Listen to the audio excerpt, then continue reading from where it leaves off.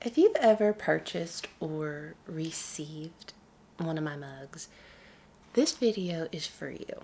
I think it is so much fun to see where something comes from, how it's made, and even though art can totally be appreciated just for the form itself, when you know the story behind something, it just becomes so much more interesting.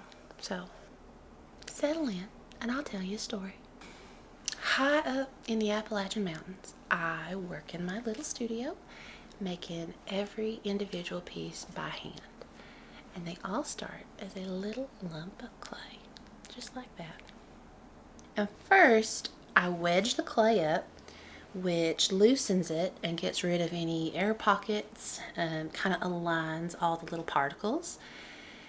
And when I sit down to the wheel, a lot of times I enter a kind of flow state. You know, to throw well, you have to be really, really attuned to what you're doing, what the clay is doing, where your hands are in space, and just the nature of it brings you into the present moment. So you have to find a certain stillness within yourself in order to center the clay. And I do think something of that centeredness can be felt physically in the finished piece. Now each step progresses in order. So you're gonna center your clay, open it up, pull up the walls, and then refine the form in whatever kind of way that you're intended. And it looks so easy to watch somebody throw, right? And in a way it is, but every little detail of movement has had to be learned through lots and lots of practice. So, you know, you do fail a lot, but it's just practice until you're able to articulate your intentions through your fingers to the clay and then have it come out as intended. After drying to a leather hard state, I'm able to trim away the excess. And I was taught that the foot should have as much care paid to it as the rim, because that shows respect for whoever's doing the dishes. You know, wiping it and putting it away. It should be as enjoyable upside down as right side up. And I really like that. The whole point of a handmade pot, at least from my perspective, is to create an object that brings people joy to interact with. Because everyday moments is what makes up our whole life. So if I can bring a little bit more beauty and specialness to somebody's morning coffee or when they're emptying the dishwasher, that good feeling gets multiplied like many, many times over and just kind of lifts their experience of the world a little bit. That's pretty cool. When I pull handles and attach them, I try to make a little bit of a variety because our hands are all shaped so differently that what might feel a little bit awkward in my grip could be perfectly balanced in yours. And you know, when somebody comes up to like your craft booth or whatever, they pick up all the different mugs because when you find the one, you're just like, yes, this is the mug that was made for my hand somehow. After drying completely, the pieces are ready to be fired in the kiln for the first time. And this is called the bisque firing.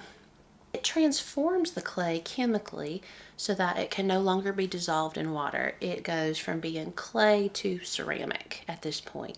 So it's kind of like a flower pot, very porous, still a bit fragile. And it's at this point that I apply my surface designs in underglazes.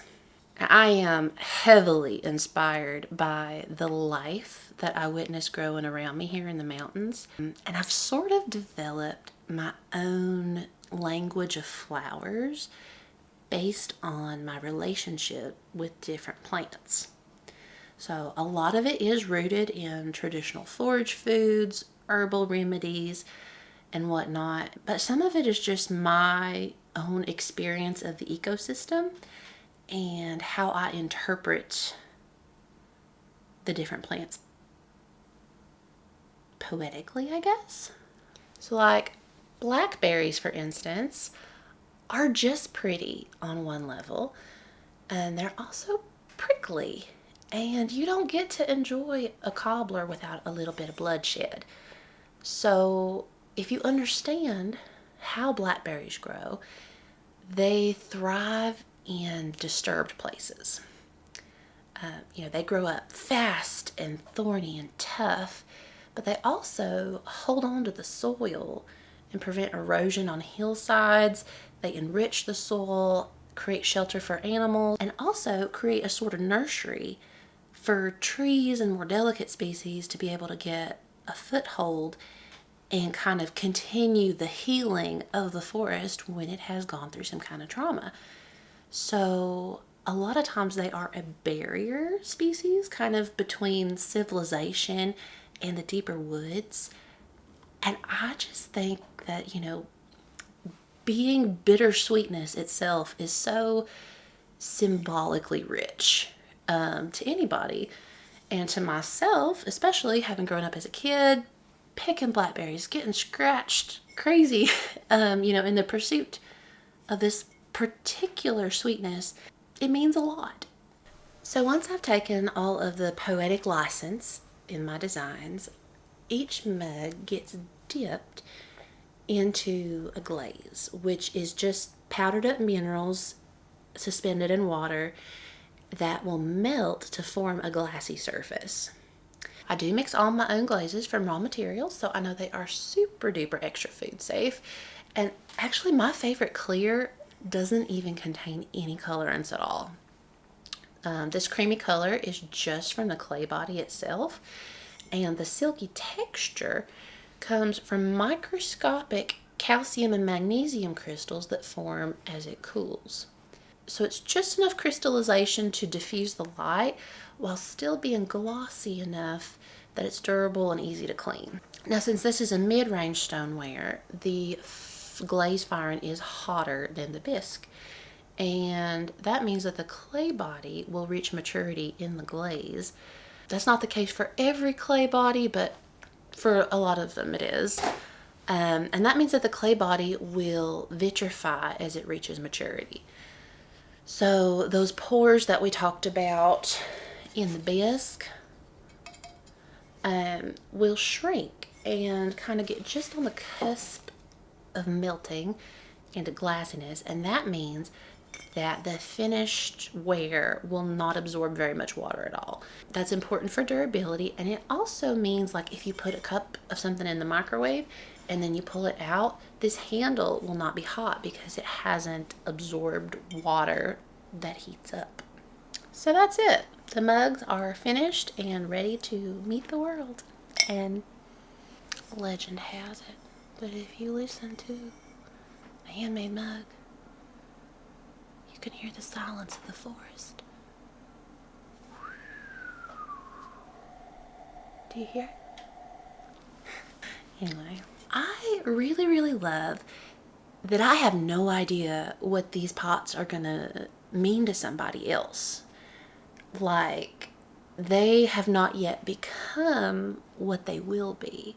Because I don't know who's gonna get these mugs, Maybe it's somebody that really loves, learning about their plants and ecosystems, and they're just going to be completely tickled every day that they use this, ideally. If not, maybe you don't even like this. Maybe you're going to regift it to someone, and it will be something super special to them. To me, this is dirt. And also, like, all of my personal history and culture and interest, but for you, I don't know what this is going to be, because you might just use this to hold your pens or paintbrushes. It could mean just something pretty to look at, or it could be a treasured gift from your grandma. It could be, the cup that your best friend always drinks from when they come over and have coffee with you. It could hold so many different types of memories, and I have no idea what they are or what they will be or what, any object will mean to a person. But I feel like having that handmade energy in something kind of starts it off right. It is a beautiful vessel for something, for your life. So use them however you want to. Enjoy them. I hope it brings a little bit of joy, peace, happiness into your life. I wish you joy and happiness. Most of all, I wish you love. The great words of Dolly Parton. And that y'all have a beautiful coexistence. So I make the cup. It's up to you to fill it. And if you would like yourself a cup of ecological philosophy, you can check out homecookedpottery.com.